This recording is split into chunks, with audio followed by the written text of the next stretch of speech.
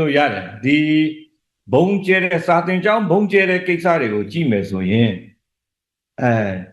ဥပမာကကျွန်တော်တို့ဖန်စီတဲ့စစ်ဌာနချုပ်လိုက်သိမ်းမိရဲ့အချိန်မှာရန်သူရဲ့မိသားစုတွေကလေးတွေမျိုးသမီးတွေပါလာတယ်ကျွန်တော်တို့သူတို့အချုပ်ထဲမှာမထည့်ထားဘူး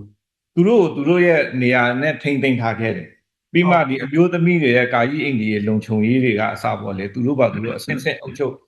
ကျွန်တော်တို့မှလည်းစစ်ဖြစ်ပြီးမှစားစရာလည်းတိတ်များစားရှိတာမဟုတ်ဘူးညပြီးမှစားပေါ့ကျွန်တော်တို့ရဲဘော်တွေစားတယ်လို့စားပေါ့အဲ့လိုမျိုးသူ့ရဲ့ကလေးတွေကိုဆိုရင်နည်းနည်းပြေးလောကစားဖို့တဲ့နေရာတွေကအစရန်သူရဲ့ကလေးတော့ကျွန်တော်တို့ ਨੇ အသေးလေးတတ်ထားတဲ့ရန်သူရဲ့ကလေးတွေတော့ကျွန်တော်တို့ဒါမျိုးထားတယ်ပြီးမှတစ်ဖက်ကလူသားချင်းစာနာမှုထားတယ်လို့ဒီကလေးတွေကကျွန်တော်တို့နိုင်ငံရဲ့အနာဂတ်တွေပဲသူတို့အကြောင်းဘယ်လိုထားရမလဲဘယ်လိုမနစ်နာအောင်ဘယ်လိုလုပ်မလဲကျွန်တော်တို့အမြဲတမ်းတိုင်ပင်ပြီးမှလှုပ်တဲ့တာကိုလှုပ်ပေးကြတယ်တချို့ဆိုရင်အမေရောအဖေရောမရှိတော့ဘူးကျွန်တော်တို့သားသမီးအဖြစ်မွေးစားလိုက်တယ်ပြီးမှသူတို့ကိုဒီလိုမျိုးထားတဲ့ကလေးတွေလည်းရှိတယ်ဆိုတော့ဒီစစ်ပွဲမှာသူ့ရဲ့စစ်သားတွေတည်တော်လို့စာသင်ကျောင်းကိုလက်တုံ့ပြန်တယ်ဆိုတော့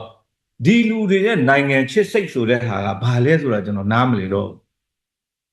ဒီကလေးတွေနဲ့ပဲကျွန်တော်တို့တိုင်းပြည်အနာဂတ်ကဖြစ်လာမှာလေဆိုတော့ဒီ